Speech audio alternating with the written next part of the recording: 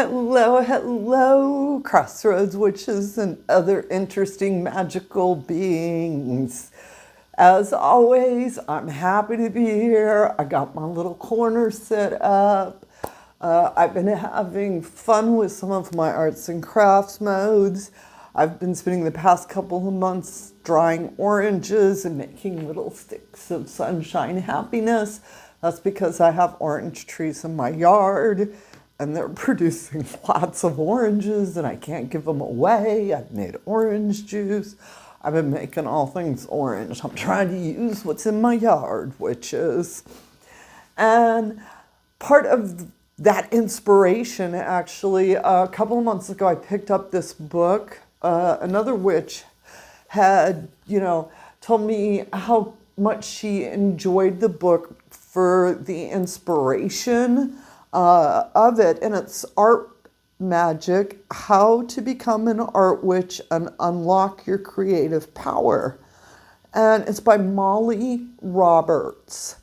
I love the book, but I wish it wasn't called that. I think it intimidates a lot of folks. Like intimidates people like me, where I'm like, I'm not an artist, I have nerve damage to my arms. I don't have good motor skills in art. And it's so not that. It's not hoity-toity art. It's down and dirty for real art. And I also call this one of the pretty books. Y'all can see, I know on camera angle here, the pages, and she has a couple of really cool pictures. Here we go. Pretty pictures in it. I love her take on magic, manifestation, intention, all right? Which not only has to do with creating magical arts and crafts, but creating any spell work. This is just a great book for spell inspiration in general. I think all, if not most, magical practitioners, witchy type folks are a little crafty. And when it comes to conjuring, folk magic, for us it's about using what you have, using what you need, and making do, using what you have. And so this book really touches on that, where, she leaves open the door for you to take it and go elsewhere. She's showing you one way. And I loved that about her. I actually did try reaching out to Molly, but I didn't get a response. I'm not taking it personal, so please do not let nobody contact her with Taren said. Taren said this is a great book, and you can contact her and say, Taren said that. If any of you know Molly, please tell her this video is up here. 5 stars out of 5 stars recommending this book to witches in general, looking for inspiration, looking for spell work, looking to connect with our arts and crafts side, learning to use 2 buttons and a bead, and how easy a lot of these arts and crafty things are. She just really does some beautiful things in here that when I was going through it, I'm like, oh, that's really cool. Oh, I could take it and do this with it. You know what I'm saying? Where it's really very, very, her scrying mirror. Oh, come on, witches. Tell me you can't get all up in that. And then after you're sitting there, the way she explains the scrying mirror, how to use it, very down to earth, very much a modern witch take, in which I really enjoy that. And again, she gives really good directions to it, but I think more importantly is that she inspires you to take it someplace else, to take it to your place. Again, to use what you have. She's like, oh, you could use this, but you can also use that. So I wanted to do a quick, she's really inspired me. Because of her inspiration, I went and got a really cool magazine and cut it up into all sorts of little pieces, and I'm using it.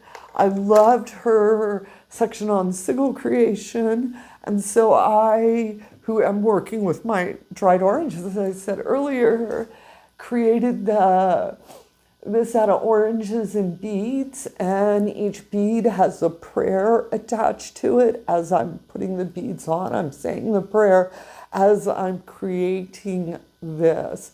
And I plan on hanging this in my RV for protection, prosperity, just general good vibes.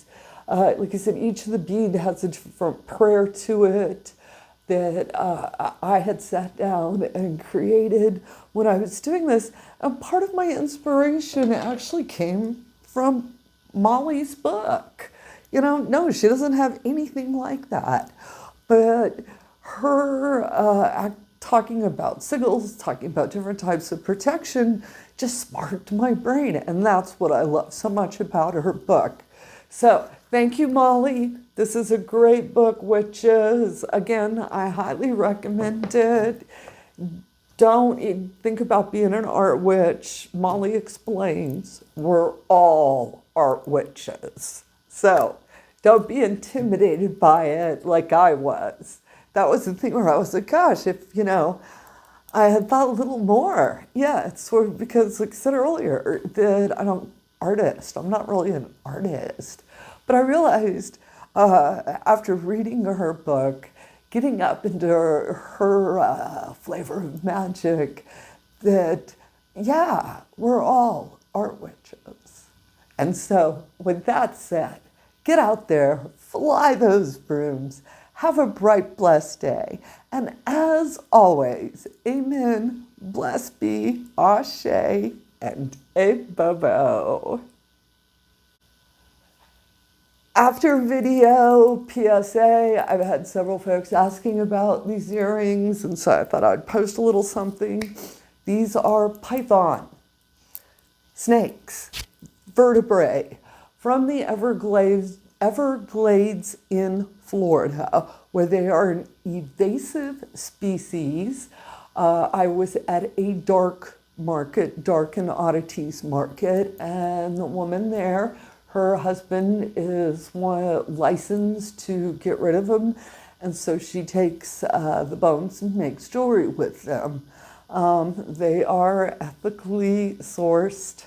Someone is asking, and if you are interested in getting things like this, unfortunately, she only works at the dark markets, the oddity markets.